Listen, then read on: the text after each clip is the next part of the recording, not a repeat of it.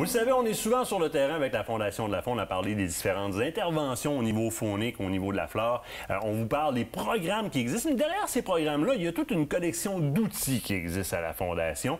On parle d'un de ces outils-là aujourd'hui avec M. Pierre Blanchette, qui est biologiste au ministère des Forêts, de la Faune et des Parcs, qui est le guide d'aménagement du Tétras du Canada.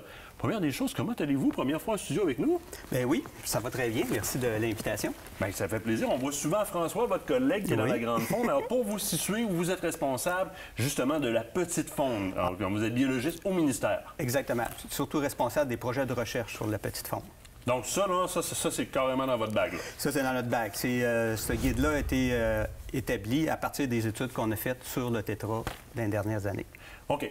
Au moment où est-ce qu'on sort un guide d'aménagement pour le tétras comme ça, on vise qui comme clientèle? C'est-à-dire, c'est dirigé vers qui pour l'utilisation terrain? C'est principalement dirigé vers les aménagistes des territoires fauniques structurés, donc les pourvoiries, les ZEC, puis les réserves fauniques. OK. Parce qu'il existe aussi un guide qui est plus à propos pour un propriétaire terrien. Exactement. C'est un guide qui est adapté pour la forêt publique. OK. Mais le propriétaire terrien pourrait quand même là-dedans trouver une base de connaissances qui est très intéressante. Parce que je regardais ce que vous avez mis là-dedans. Là. Tu sais, quand on fait un projet de recherche, c'est toujours le fun de sortir avec des données au bout de la ligne. Mais là, si on y va en termes des matières, là, il y en a du stock là-dedans. Là. On parle, on se promène souvent, nous autres, comme chasseurs, là. C'est une place à tétras, ça. C'est une place à gélinote, ça. Puis là, on guesse tout le temps, là. Vous voulez savoir c'est quoi une place à tétras? Là-dedans, c'est écrit, puis pas à peu près. Là, on parle des habitats, mais spécifiquement, qu'est-ce que ça prend comme capacité de soutien d'un milieu pour soutenir une population de tétras? En fait, le tétras a besoin surtout des forêts résineuses. C'est une espèce qu'on retrouve dans les forêts résineuses.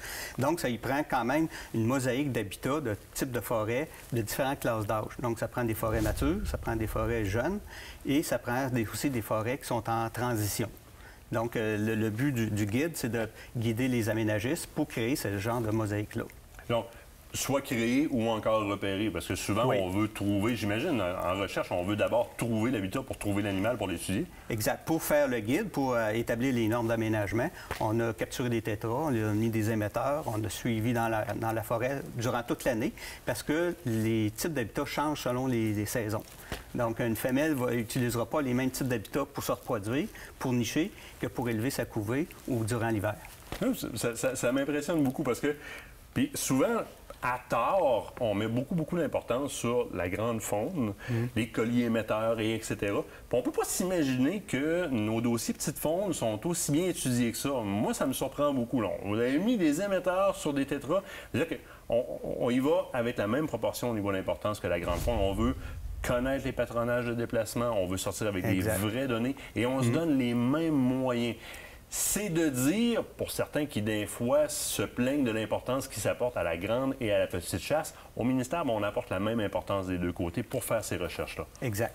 Donc, là, on parle de l'aire de, pas de l'aire de répartition, mais du territoire original, adéquat, idéal, pas de la gélinote, mais du tétras.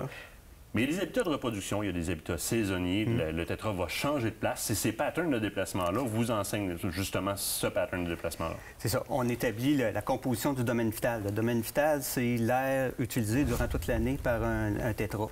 Donc, on sait qu'il utilise durant cette année-là tel type d'habitat. Et on peut établir, par exemple, des proportions des différents types d'habitats qui sont idéales. Donc, on a mesuré sur le terrain et pouvoir, à partir de normes d'aménagement, tenter de recréer ce type de patron. Là. Mais est-ce que, parce que là, je vois habitat de reproduction, habitat d'élevage des couvées, etc. Est-ce que, un peu comme le grand gibier, est-ce que le tétras va se déplacer d'habitat? Est-ce qu'il va changer de patronage pendant les saisons de reproduction? Oui, enfin, il va changer d'habitat entre les saisons. OK. Donc, mais c'est sûr que les déplacements sont beaucoup plus restreints que, par exemple, un orignal ou un cerf de Virginie. La taille du domaine vital du tétras, c'est environ 25 hectares. Donc, c'est pas très grand. C'est un quart de kilomètre carré. Donc, les déplacements, oui, il y en a, mais sont beaucoup plus restreints. Vous avez aussi porté vos résultats de recherche sur, on parle de composition de domaines vitaux, chasse et les densités du tétras du Canada. Donc, on a des données là-dessus aussi. Oui, c'est des données qui sont ponctuelles. C'est des projets d'études qu'on a menés. Souvent, on fait des inventaires. Puis pour le tétras, c'est des inventaires des mâles au printemps parce qu'ils sont faciles à repérer. Ils paradent pour attirer les femelles. Et donc, on peut mesurer, à partir d'un protocole très strict, très scientifique, mesurer la densité des mâles qui sont présents dans un milieu. Et la densité varie selon les types d'habitats, selon les années, parce qu'il y a des années de bonne population, d'autres années qui sont moins bonnes. Donc, ça varie et on donne des chiffres. Là, au Québec, les chiffres, c'est entre 3 et 15 mâles au kilomètre carré au printemps. C'est le fun à savoir parce qu'on connaît ces chiffres-là pour l'orignal et le chevreuil, mais moi, ça m'impressionne. On n'a pas de suivi annuel. J'ai une belle surprise aujourd'hui en studio. Là. Exact. On n'a pas de suivi annuel, mais on a des données ponctuelles qui font en sorte qu'on peut savoir à peu près les densités de nos populations de tétras. Et on termine le guide par les plans d'aménagement proprement dit. Donc, on parle un peu de tout le savoir-faire que vous avez mis là-dedans. Donc, on voit un peu comment ça peut se passer. Les coupes ne devraient pas dépasser tant d'hectares, etc. pour vraiment les comptes de la régénération puis de la croissance de la forêt, parce que le plan, on présente ça par domaine bioclimatique. Donc, dans la PCA noire au nord, c'est sûr que ce n'est pas les mêmes normes d'aménagement que, par exemple, dans l'Aubinière où on retrouve des populations de tétras isolées. Comme je le disais tout à l'heure, ce guide d'aménagement-là s'inscrit dans une collection d'outils du côté de la Fondation de la Faune. Le ministère travaille en étroite collaboration pour l'ensemble de ces projets-là, de ces outils-là et de l'application des projets. On voit souvent dans les projets de la Fondation de la Faune énormément d'organismes, de bassins versants, etc. Mais vous êtes impliqués aussi là-dedans. Exact. Ce guide-là, comme les guides qui sont plus à propos pour les propriétaires terriens, souvent vont vous donner accès, du moins ça fait partie des outils qui vont découler sur des programmes. La Fondation de la Faune a plusieurs programmes, on vous en parle souvent. Lorsque vous voulez porter action dans un territoire XYZ, que ce soit en milieu aquatique ou en milieu terrestre, on contacte carrément la Fondation de la Faune, qui est probablement un programme dans lequel ça peut s'inscrire. Si vous inscrivez dans le barème de ce programme-là, on va vous aider. Sinon, on va vous diriger avec ce savoir-faire-là qui est très intéressant. M. Blanchet, je vous remercie infiniment. Merci de l'invitation, ça fait plaisir.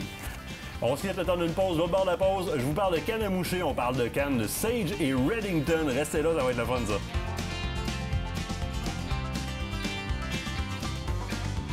La Fondation de la Faune du Québec est fière de vous avoir présenté cette partie d'émission.